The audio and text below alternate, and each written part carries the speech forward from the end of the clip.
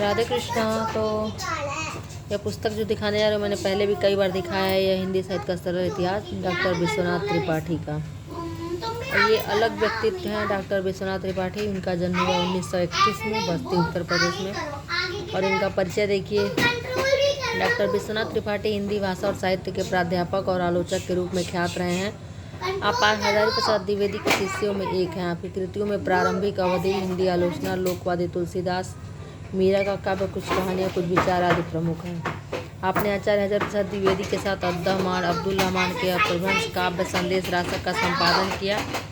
आपकी अन्य संपादित पुस्तकों में कविताएं 1963 अजीत कुमार के साथ, कविताएं 1964 अजीत कुमार के साथ, कविताएं 1965 अजीत कुमार के साथ, हिंदी के प्रहरी रामविलास शर्मा और रूप प्रकार के साथ में। अभी हाल ही में प्रकाशित आपका स्मृति आख्यान नंगा तलाई का गांव काफ़ी चर्चित हुआ है। गोकुल चंद्र शुक्ल आलोचना पुरस्कार, डॉक्टर रामविलास शर्मा सम्मान और सोवियत लैंड नेहरू पुरस्कार साहित्य सम्मान से भी सम्मानित हो चुके हैं। तो यह हैं डॉक्टर विश्वनाथ त्रिपाठी, जो कि हिंदी साहित्य का सरल इतिहास के लेखक। और यह पुस्तक बहुत ही उपयोगी है, पतली सी पुस्तक है, इसे आप जरूर पढ़ें। हिंदी साहित्य का सरल इतिहास सभी परीक्षाओं के लिए अति उपयोगी है। अभी एंटी ग्रेड आया हुआ है, यूपीजीआईसी आया हुआ है, आरपीएससी आया हुआ है। तो इन सभी परीक्षाओं में डॉक्टर विश्वनाथ त्रिपाठी की जो पुस्तक है हिंदी साहित्य का सरल इतिहास, और डॉक्टर बच्चन सिंह का हिंदी साहित्य का दूसरा इतिहास, आचार्य रामचंद्र शुक्ल का हिंदी साहित्य का इतिहास, हिंदी साहित्य का इतिहास, सभी पुस्तकें उपयोगी हैं और सभी को पढ़ें। देखिए, तो अभी मैं एक और पुस्तक आपको दिखाने जा रहा हूँ, जो कि है विश्वनाथ प्रसाद तिवारी की। वो अलग व्यक्तित्व है। ये देखिए,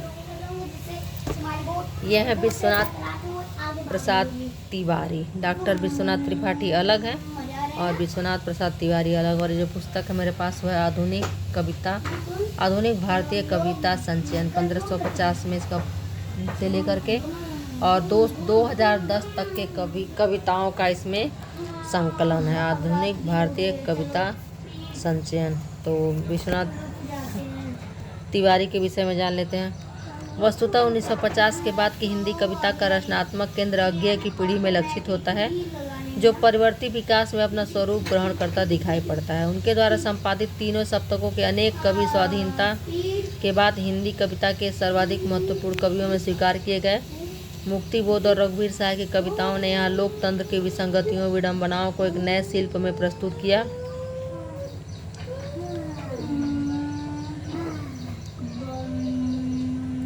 प्रस्तुत कर युवतर कवियों को प्रभावित किया। तो नागार्जुन और त्रिलोचन जैसे कवियों की पुनर्प्रतिष्ठा ने इस अवध के अनेक कवियों को देशज, यथार्थ और लोक जीवन की ओर भी उन्मुख किया।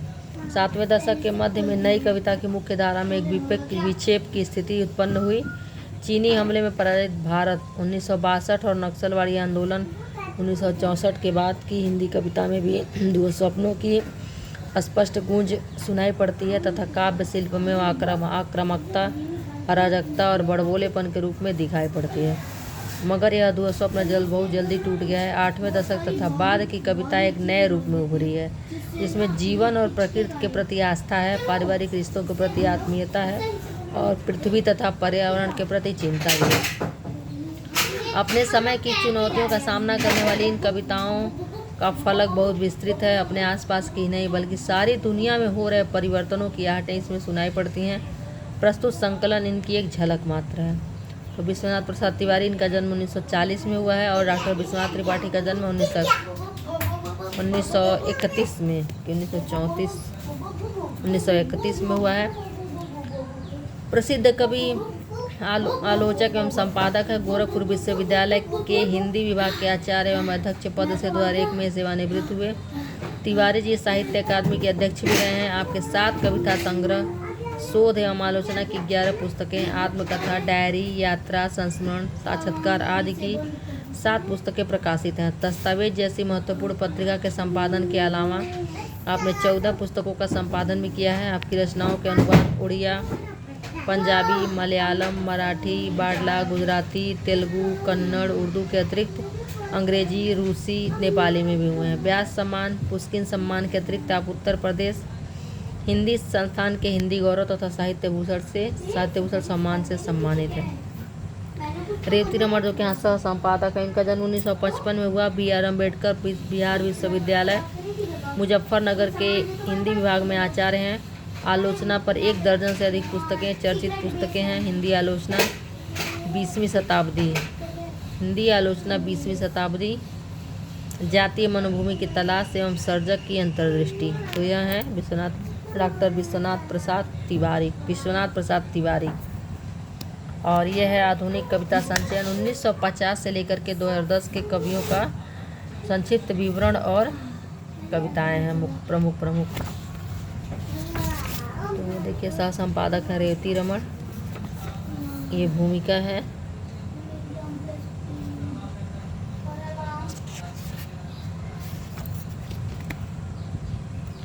देखिए हिंदी कविता में स्वाधीनता के बाद का समय अवश्य कुछ विशेष महत्व का है। 1950 के कुछ ही वर्ष पूर्व 1943 अज्ञे के संपादन में तार सप्तक का प्रकाशन हुआ और जल्द ही दूसरा सप्तक 1951 और तीसरा सप्तक 1950 भी सामने आया। अपनी भूमिकाओं और टिप्पणियों में अज्ञे ने कविता के प्रश्नों को अलग से महत्व देकर रेखांकित किया, जो प्रगतिवादी दृष्टि से भिन्न एक साहित्यिक दृष्टि थी। उन्होंने शब्द, भाषा, संप्रेषण आदि की समस्याओं पर विचार किया, जो वास्तव में रचना के प्रश्न थे। उन्होंने विचार को संवेदना की आंच में पकाने और सत्य को रागदीप्त बनाने पर जोर दिया। आलोचकों के बीच 1 दशक तक प्रयोगवाद की खट्टी मीठी चर्चा होती रही, जिसका कुहासा भी अज्ञे ने ही अपनी टिप्पणियों द्वारा साफ किया। कहना न होगा कि इन 3 सप्तकों के अनेक कवि स्वाधीनता के बाद की हिंदी कविता के सर्वाधिक महत्वपूर्ण कवियों में स्वीकार किए गए। 6वें और 7वें दशक की कविता पर स्वयं अज्ञे और मुक्तिबोध का गहरा प्रभाव लक्षित किया सकता है। उत्तर कवियों पर खास तौर से मुक्तिबोध का, रघुवीर सहाय की राजनीतिक आशयों वाली कविताओं का भी एक व्यापक असर महसूस किया सकता है, जो भारतीय लोकतंत्र की विसंगतियों, विडंबनाओं को एक नए शिल्प में मूर्त करती है। वस्तुतः स्वाधीनता के बाद की हिंदी कविता को एक प्रखर प्रतिपक्षधर्मी कविता के रूप में भी स्मरण किया जाएगा। नागार्जुन और त्रिलोचन जैसे कवियों की पुनर्प्रतिष्ठा ने इस अवधि के अनेक कवियों को देशज, यथार्थ और लोक जीवन की ओर भी उन्मुख किया। 7वें दशक के मध्य में नई कविता की मुख्य धारा में एक विक्षेप की स्थिति उत्पन्न हुई। यह वह समय है जब चीनी हमले 1962 में भारत पराजित हुआ और नक्सलवादी आंदोलन 1964 के बाद शुरू हुआ। यह वही समय है जब यूरोप में युवा असंतोष की आंधी चल रही थी और पीढ़ियों के अंतराल, जनरेशन गैप की चर्चा जोरों पर थी। अमेरिका की हिप्पी और बीट पीढ़ी की अराजकता भी वैचारिक वायुमंडल में घुमड़ रही थी। इस समय हिंदी की कविता में भी इस स्वप्न की स्पष्ट गूंज सुनाई पड़ती है। परिणामतः जो यथार्थ चित्रण, सच्चाई, साहस, संघर्ष और सपाट बयानी काव्य मूल्य के रूप में स्वीकार की जा सकती थी, उसे अनास्था, निषेध और इन कविताओं की नकारात्मक प्रवृत्तियों ने अर्थहीन बना दिया। मगर यह स्वप्न बहुत जल्दी टूट गया और 8वें दशक तथा बाद की कविता एक नए रूप में उभरी है, जिनमें जीवन और प्रकृति के प्रति आस्था है, पारिवारिक रिश्तों के प्रति आत्मीयता है और पृथ्वी तथा पर्यावरण के प्रति चिंता भी। शिल्प की दृष्टि से भी यह कविता शब्द और भाषा के प्रति सचेत, शांत तथा गंभीर है। स्वाधीनता के बाद जो कविता हमारे सामने है, उसे देखते हुए कहा जा सकता है कि इसे किसी एक वैचारिक आंदोलन में बांधने वाला कोई खास सिद्धांत दर्शन नहीं है, जैसा कि प्रगतिवादी कविता के लिए था। एक कवि अलग अलग स्वभाव और स्वाद के कवि हैं, मगर हिंदी कविता की जातीय चेतना लगभग इस सब को एक सूत्र में बांधती है। वह चेतना है स्वाधीनता, समानता और प्रेम की। अनेक कवियों में गहरी दार्शनिक और आध्यात्मिक संवेदना भी मिलेगी। यह हिंदी कविता की सुदीर्घ परंपरा का दाय है और इस संकलन के कवि उस परंपरा के संवाहक हैं। इस समय हिंदी में बहुत महत्वपूर्ण, अर्थवान और कलात्मक कविताएं लिखी जा रही हैं। कम बोलने वाली तथा जीवन और जगत में आस्था और दिलचस्पी रखने वाली, सांकेतिकता, ऐन्द्रिकता, आत्मीयता और सहजता ले हुए। इन कविताओं में गहरे राजनीतिक आशय और गंभीर विचार कलात्मक संगठन के भीतर कविता में ढलकर प्रस्तुत हुए हैं। अपने समय की चुनौतियों का सामना करने वाली इन कविताओं का फलक बहुत विस्तृत है। अपने आसपास की ही नहीं बल्कि सारी दुनिया में हो रहे परिवर्तनों की आहटें इनमें सुनाई पड़ती है। प्रस्तुत संकलन में इसकी एक झलक मात्र है। तो यह थी भूमिका, जो कि विश्वनाथ प्रसाद तिवारी ने लिखा। शुरू से मैंने नहीं पढ़ा। विशेषताएँ 1950 के बाद कवियों की। अब देख लेते हैं सरसरी निगाह में कि कितने कवि हैं। अभी एक और भूमिका है, प्रकाशक की अग्रहार कृष्णमूर्ति। तो यह मैं नहीं पढ़ूंगी। लिस्ट देख लेते हैं इसमें कौन कौन है। अज्ञेय हैं, शमशेर बहादुर सिंह हैं। अज्ञेय की कविता दूरवांचल, नाश, न जाने कई भेष। शमशेर बहादुर सिंह की कविता है बात बोलेगी उषा, एक पीली शाम, एक मुद्रा से थरथराता रहा।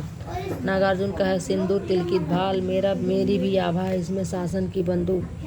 केदारनाथ अग्रवाल के चंद्रगाना, उदास दिन माझी न बजाओ बंसी, मेरा मन डूबता। भवानी प्रसाद मिश्र का है सतपुड़ा के जंगल, कमल के फूल। त्रिलोचन का है दुख और गान, चंपा काले अक्षर नहीं चिंती, सानेट। मुक्तिबोध का ये आए वो आए। गिरिजा कुमार माथुर का है नया कवि, छाया मत छूना मन, 15 अगस्त। भारत भूषण अग्रवाल का चलते चलते, पथहीन अहिंसा। नरेश मेहता का समय का जल, यहीं कहीं, मंत्रगंध और भाषा।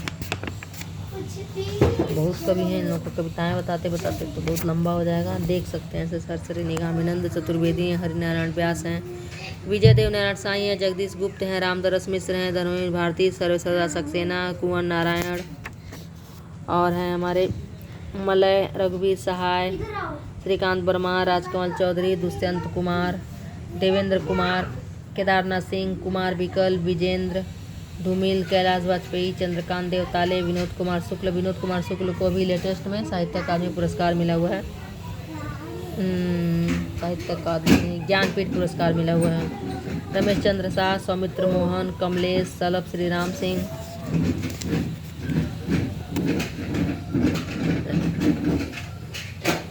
भगवत रावत, नरेश सक्सेना, गंगा प्रसाद बिमल, विष्णु खरे, ऋतुराज, प्रयाग शुक्ल, विश्वनाथ प्रसाद तिवारी। अब देखिए इनका भी खुद इनका भी कविता है विश्वनाथ प्रसाद तिवारी का, आरा मशीन और सड़क पर एक लंबा आदमी। विजय बहादुर सिंह, अशोक वाजपेयी, प्रभात त्रिपाठी, सुनीता जैन, वेणुगोपाल, लीलाधर जगुड़ी, गिरधर राठी, राजेश जोशी, दिविक रमेश, आलोक धनवा, मंगलेश डबराल, वीरेन डंगवाल, ज्ञानेंद्र पति, विष्णु नागर, दिनेश कुमार शुक्ल, पंकज सिंह, उदय प्रकाश, हरिश्चंद्र पांडे, हेमंत शेष, लीलाधर मंडलोई, अरुण कमल और असद जैदी, मदन कश्यप, माधव कौशिक, कुमार अंबुज। अष्टभुजा शुक्ल, देवी प्रसाद मिश्र, गगन गिल को मिला है लेटेस्ट साहित्य अकादमी पुरस्कार 2024 का। विमल कुमार, कात्यायनी, सविता सिंह, अनामिका, एकांत श्रीवास्तव, बद्रीनारायण, हेमंत कुकरेती, बोधिसत्व, प्रेम रंजन, अनिमेश। तो यह है कुल 42 कवि जिनका संकलन है इनमें। मिलते हैं थोड़ा थोड़ा करके इन सभी के विषय में पढ़ने को। तब तक के लिए धन्यवाद। पढ़ते रहिए, मस्त रहिए, खुश रहिए। धन्यवाद।